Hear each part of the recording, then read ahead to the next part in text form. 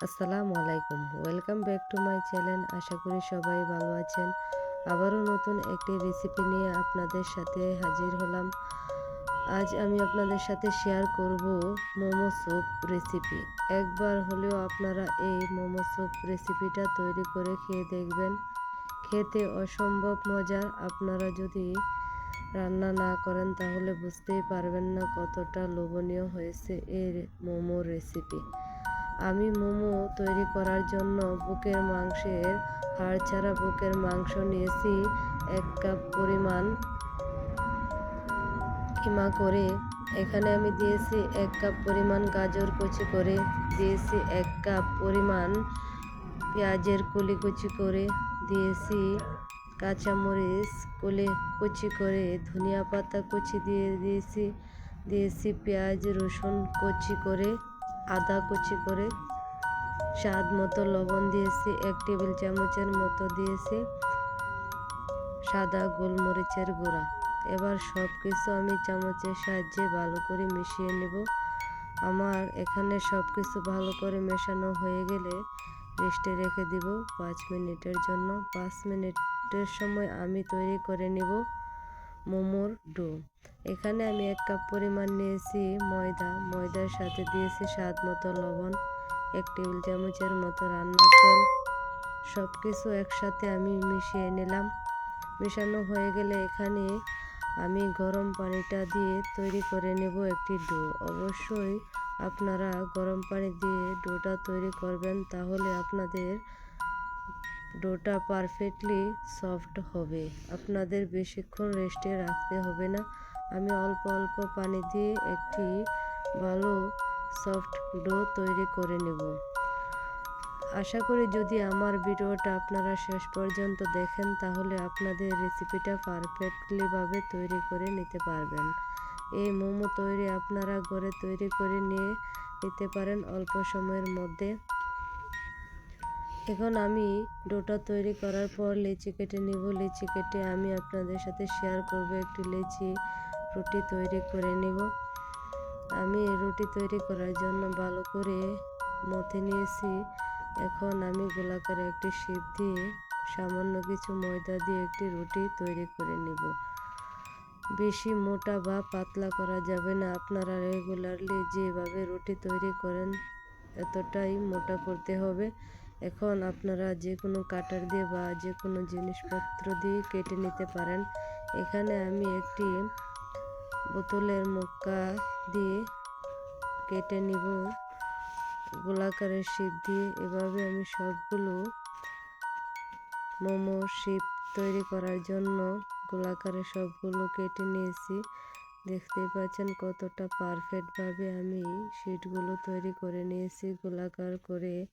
আপনারা অবশ্যই এভাবে তৈরি করবেন। এখানে আমি একটি ফ্রাই প্যান বসিয়ে গরম করে নেব।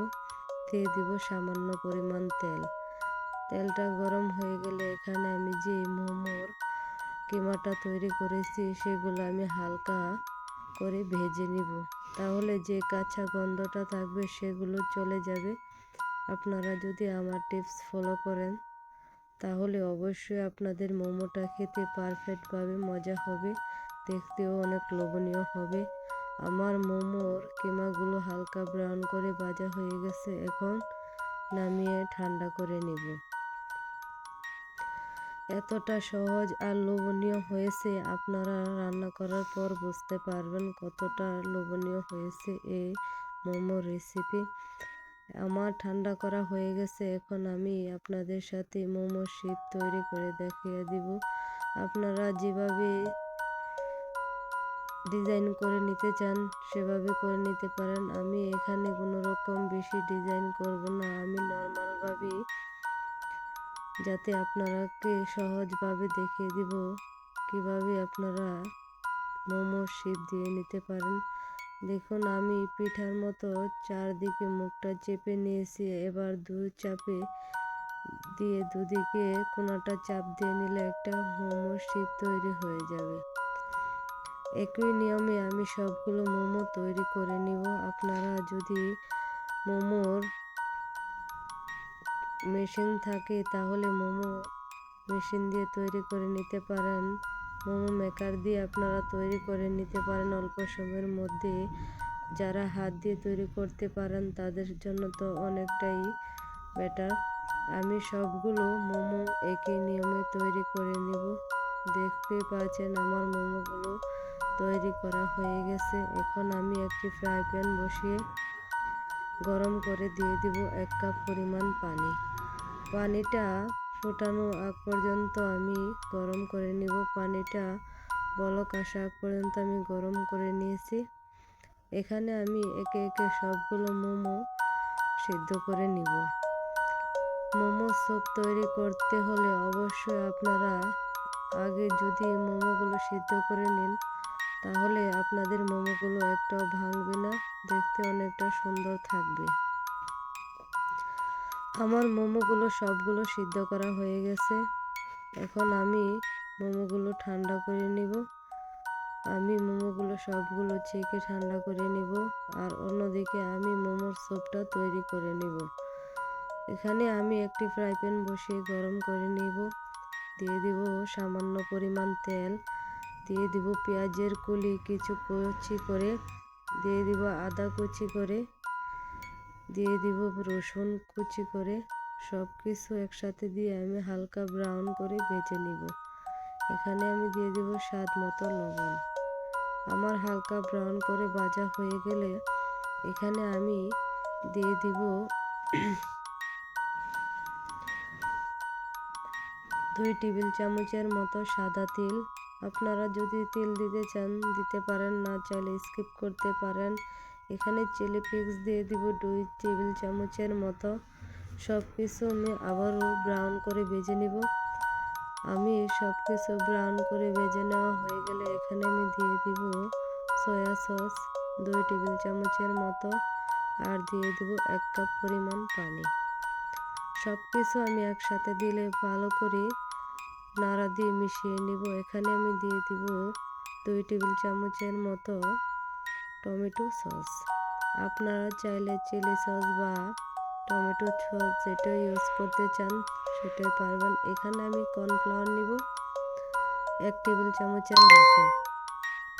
কর্নফ্লাওয়ার আমি সামান্য একটু পানি দিয়ে গুলে নিব, যাতে দলা পেকে না থাকে। আমি আগে থেকে গুলে নিয়ে তারপরে অ্যাড করব।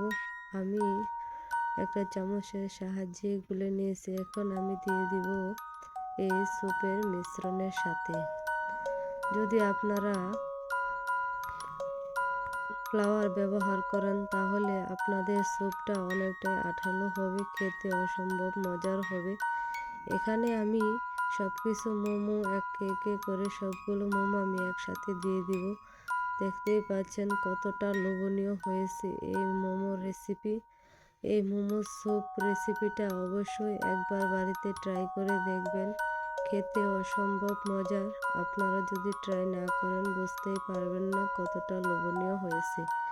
এখানে আমি একটা থাই পাতা ব্যবহার করব। আপনারা যদি থাই পাতা থাকে তাহলে হাতের কাছে থাকলে দিতে পারেন, না থাকলে স্কিপ করতে পারেন। আমার মোমো অল্প সময়ের মধ্যে আমি রেস্টুরেন্টের মতো তৈরি করে নিয়েছি। আশা করি যদি আমার ভিডিওটা আপনাদের কাছে ভালো লাগে অবশ্যই লাইক কমেন্ট করবেন, শেয়ার করবেন, আর আমার ফেসবুক পেজ অবশ্যই ফলো করবেন। এতটাই মজা হয়েছে এই স্যুপ রান্না করার পর। আপনারা যদি একবার পরিবারের সবাইকে তৈরি করে খাওয়ান তাহলে সবাই আপনার ফ্যান হয়ে যাবে। এতটা মজাদার এই মোমো স্যুপ রান্না করার রেসিপি।